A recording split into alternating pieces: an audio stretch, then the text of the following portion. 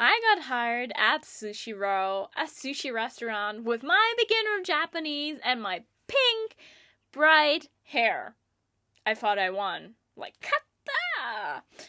But yeah, I realized day one working at Sushiro, it's basically a sushi factory with cult greetings, supervised hand washing, and a kanji phrase I faked for months. And somehow, that job taught me more Japanese than my textbooks or my Japanese lessons ever did. So yeah, if you have heard of Sushiro, it's basically, I'd say, the biggest kaiten sushi chain in Japan. And yeah, it's like kaiten sushi. So the customer do order via a tablet or a screen, and then the order goes to the kitchen, the people in the kitchen prepare it, and the conveyor belt just serves the sushi to the customer. So really easy, efficient, and fast. It's kind of a fast food restaurant, you can say. And for me, I just wanted to work there because they were hiring, and I felt like, yeah, why not? Let's try. And for me, thinking back about it, going to my interview, it was peak comedy, actually. Because at the time, my Japanese was very limited. I've only been like 5 months in language school, and we've been starting from the very, very beginning. So I could say some phrases, I can also say something, but I had a huge problem. Like, when people talk to me, usually I didn't understand because my vocabulary was just very, very limited. Anyways, so I went there. I was super, super nervous because usually job interviews in Japan have the vibe of fit in and do not cause a scene. And at the time, I had literally such bright pink hair, and it was not even subtle. It was not a hint of pink. No, it was like really, really pink. So very much the opposite of trying to fit in. And so I tried to tie it back as good as possible, that you cannot really see it right away, and that I look like a reliable employee and not like a human highlighter. I mean, I really loved my super pink hair, but it was very bright, as I said. But then the interview was surprisingly very easy. So, I expected questions. I also expected a little bit of judgment because of my looks. And I also expect, to be honest, the classic, we will contact you later, and the truth is, they will never contact you ever again. Because I've been to other restaurants where I wanted to work, and exactly that happened. People never reached out again, and I felt like, okay, this will probably end up like this as well.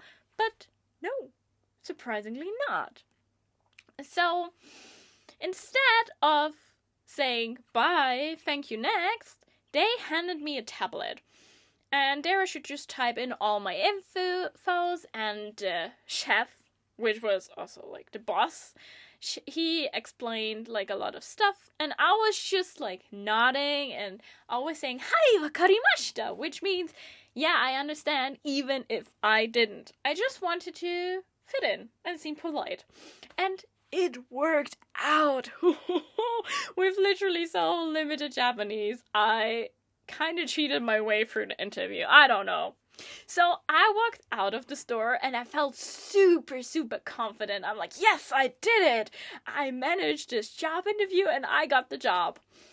It lasted not really long because then I had to get my working uniform. So Sushiro provided the hat, the apron, and like the top, the shirt. But I had to get like black pants and black shoes by myself. And you think like, yeah, easy, okay, where's the problem? Just go and get like black pants and black shoes. But no. So no, there is no easy done in Japan because the requirements were very specific. So specific where I started questioning it. Like, I mean, literally, I'm in the kitchen. Who would see what kind of pants I'm wearing? Like, I mean, black is black, right? But yeah, it seemed like, yeah, my pants will make the sushi, so it needs to fit in. So, the smartest thing I just did was I ordered the black pants and the shoes on their official website. And of course, it was a little bit more expensive, but I felt like I'd rather do that instead of being humbled because I didn't choose the right black or whatever. You never know in Japan. So yeah, time went by. It was actually pretty fast, and my first day came. So I was honestly super nervous, but I was super excited. I mean, my first real job. I mean, I had some other abaito jobs in Japan, but this felt like the real deal. And what should I say? Thinking back about it, you should picture it like a movie scene where the main character walks in with good energy and thinks like, yeah, I'm ready to rock this, and then immediately get crushed by reality. And yeah, that happened to me as well, because I was too stupid to wear the uniform in the correct way. So my head was not in the right place, because like you have to wear it in a specific thing, so that the sign Sushiro was written on the left side of your forehead and not on the middle. Anyways, also my shirt was not tucked in, and yeah, everyone was looking at me like I offended the crime, like, how dare you, you're disrespectful to sushi culture. I mean, oops, my bad. How would I know, honestly?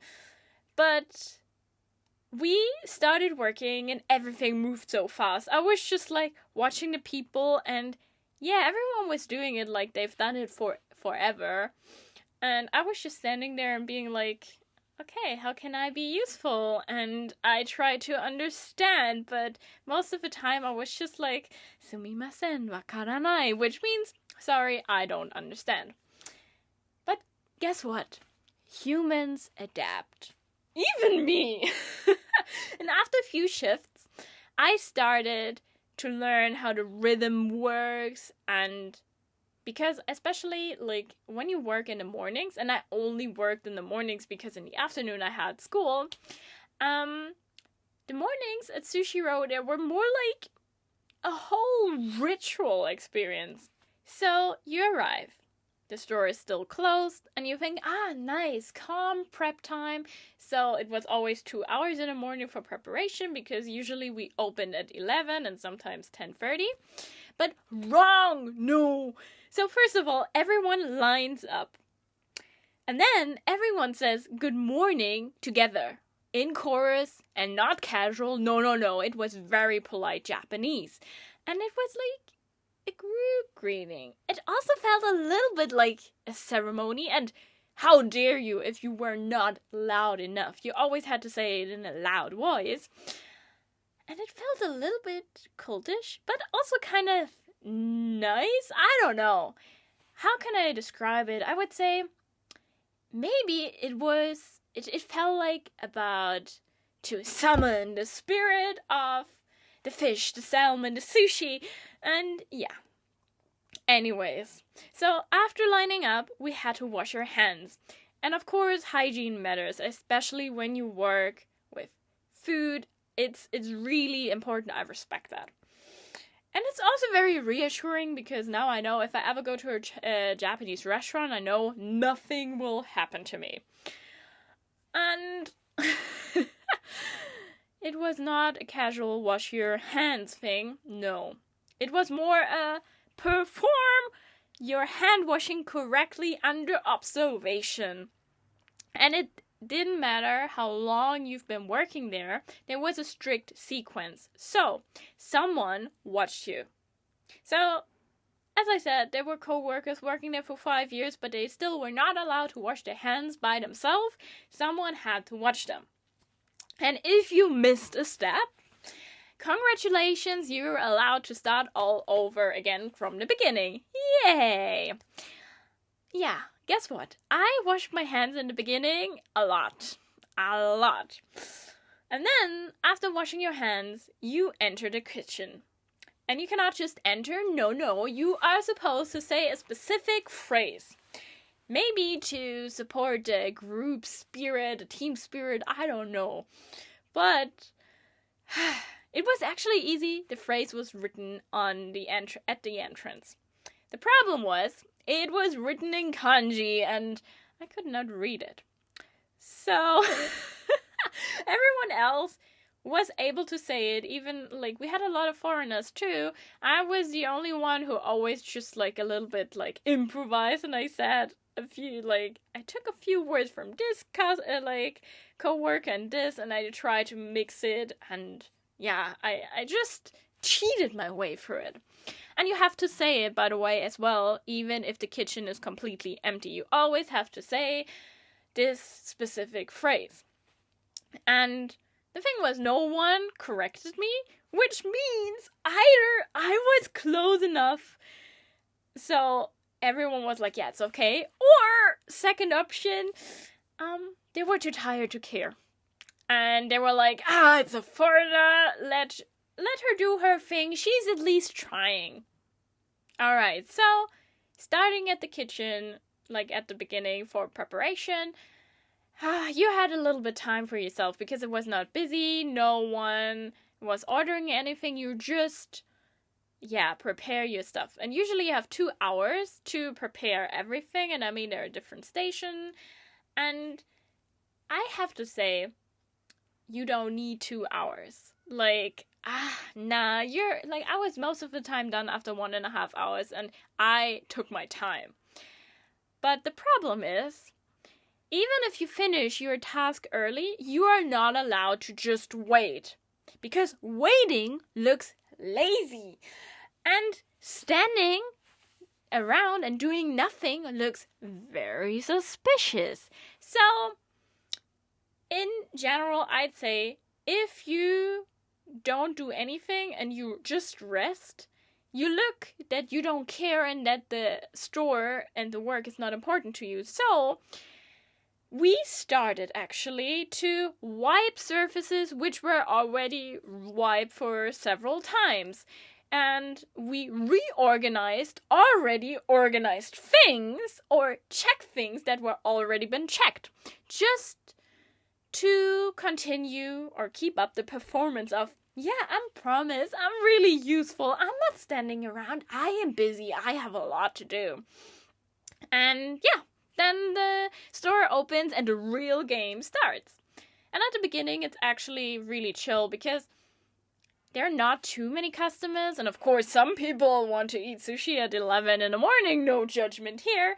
But it's like just a few orders come through the tablet. You do it and that's it.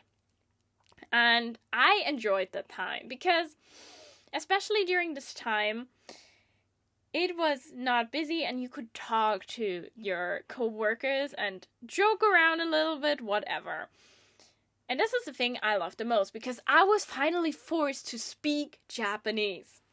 And kitchen Japanese is actually fast, practical. Sometimes people mumble, sometimes people shout at you, or use phrases you have never heard before in your life. And of course, at the beginning, I didn't understand much. I tried to respond, and because I had to, I learned a lot. And this is the thing what I'm saying, like, you can speak the best Japanese, like the best textbook Japanese, you learn so much, but it's not reality, because reality is just that Japanese, especially in normal atmosphere or in your typical daily life, it's messy sometimes, it's quick, it's intimidating, and especially in the kitchen, I was just thinking, I need to survive. And week by week, something changed. I froze less, I replied faster, and I understood more things and did not translate everything in my head. And that was actually fun. And if there was stuff I didn't know, how to do, because our menu changed literally every 4 weeks, something like that, sometimes even more. I felt like, yeah, finally, I know everything, and then, oh yeah, you have to learn everything again. Yay. But my coworkers were really nice, and you could just ask them, and that was really a good thing. It felt a little bit like, yeah, we are working family. And then, talking about the kitchen situation in general, the kitchen was kind of big, but also for the amount of people who were working there, not that big. Let's say it like that. And there were different positions, like the dessert section, the fried section, and the nigiri section. And obviously, in a sushi store, the nigiri section, where you just prepare the sushi, is the most, like, yeah, they have, like, the most stations for this there. So nigiri is really repetitive, which makes it easier to learn. I mean, of course, you just take the rice, you put the fish on it, and you deliver it through the conveyor belt. Seems easy, but it's really exhausting, because since it's so easy and it's just a normal sushi, a lot of people love that, and it's the most popular one. So you have to do a lot of orders. So sometimes it happened that I had like 27 orders, where my coworkers on the other station had like 2. So and the more you do it, the more your hands just do it, and they get used to do the stuff. And it's so repetitive that sometimes my brain just left my body and be like, okay, you know what to do, just be a robot. And that can be exhausting. And I can tell you, actually, the peak moment every time during my work shift was rush hour. That was always incredibly funny, because rush hour hits, a lot of people come to Sushiro, every table is occupied. And the tablet orders are stacking, and the belt is moving constantly, and everyone is literally stressed. And you have like these wild shoutings in the kitchen, like, I run out of fish, I need this fish, I need that fish, and it's like really messy. And you feel like, oh my gosh, how should I survive? And when someone talked to me and wants something from me and I did not understand, I always like, okay, hi, I will do it, even though I had no idea. And I was honestly most of the time just moving, guessing, copying, and trying to not block someone else. And it was exhausting. Like, it was literally a workout, because, like, the fish was always, like, underneath the workspace, so you always had to squat down to get the fish. So, for me, workout done. And the funny part is, actually, after that rush, I realized I'm a survivor. Woohoo! I was sweating like hell, and I still felt weirdly empowering, because it proves you can handle more than you think, even in a foreign language, even in chaos. And talking about my coworkers, I mean, honestly, most of the people were really fun. It was nice. I mean, we were not chatting too much because my Japanese was limited, but it was still, you could rely on them. And sometimes, some people, of course, they were like, meh. And for me, the most funny part was actually that foreigners, like other foreigners I worked with, they were sometimes so impatient with me when I did not understand right away, like, what they say in Japanese. And then I'm always like, you know what, babe? We're on the same team, so why are you acting like you were born fluent in Japanese language? So please. But overall, it was really fun, and yeah, and sometimes I do miss my coworkers. I mean, the system is intense, and the pace is also intense working at a sushi restaurant. But honestly, I think we were all trying to survive our shift. Not gonna lie. So, same as me.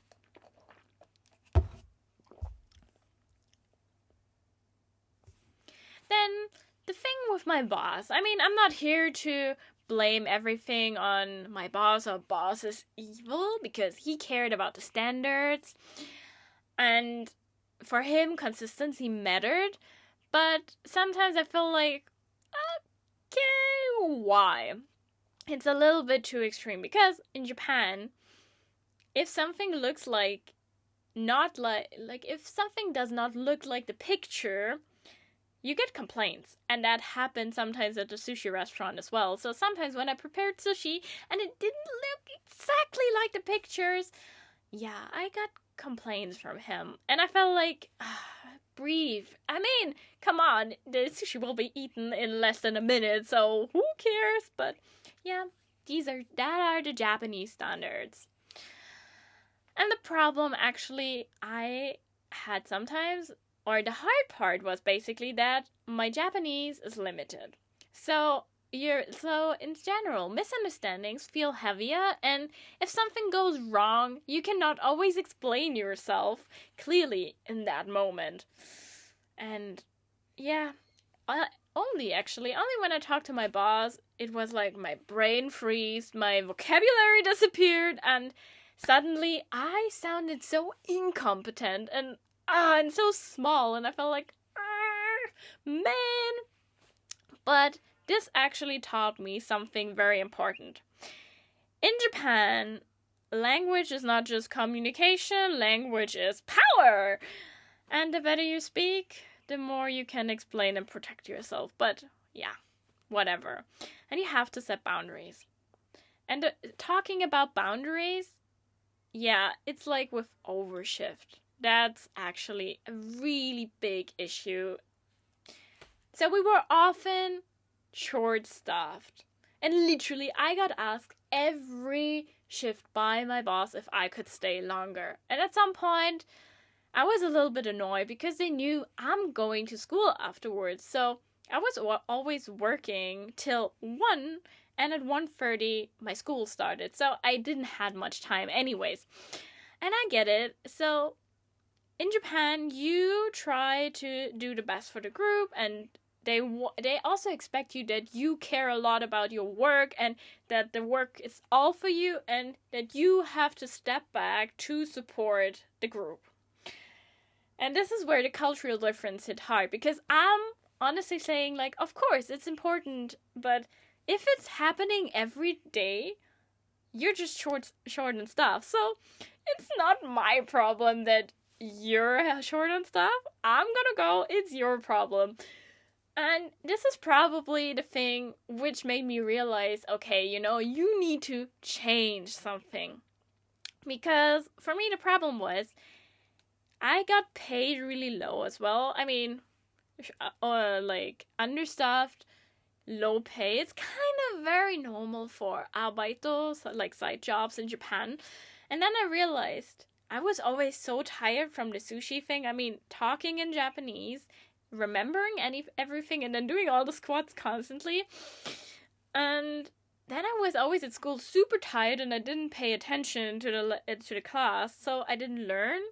I haven't had a lot of time to study, and I think this was the realization where I said, okay, I need to quit. And it was a little bit bittersweet, to be honest, because right now sometimes I feel like, oh yeah, that was really nice Japanese experience, and it forced me to grow, and I really, like, if everything worked out well, I really enjoyed doing it, and it was really fun. But then I also said to myself, hey, you're here not for working so much that you have no time for studying anymore, so where's the point? And then I had my honest conclusion, like, yeah, it was a very nice experience. I really enjoyed doing it. But I'm also glad that now I can focus more on studying. And the truth is, if you're thinking about working in Japan in a restaurant, it will be stressful. It will be hard, but it will be also a lot of fun, and you will learn a lot of Japanese. I mean, in general, when I'm thinking back about, like, my work time at Sushiro, I sometimes feel really sad because I enjoyed working there. It was a real Japanese experience, and it forced me to grow. I had to improve my Japanese, and I learned things I would have never learned in a classroom. And it gave me also discipline. And confidence. It's more about the confidence. Yeah, that was probably the best thing. But it also gave me stories I will probably never forget, including the fact, actually, that I faked the kanji phrase for the whole time. So, but yeah, that's all what I can say for today. And let me know if you have some experience with working in Japan in the comments below. I'm looking forward to hear from you. So, see you next week.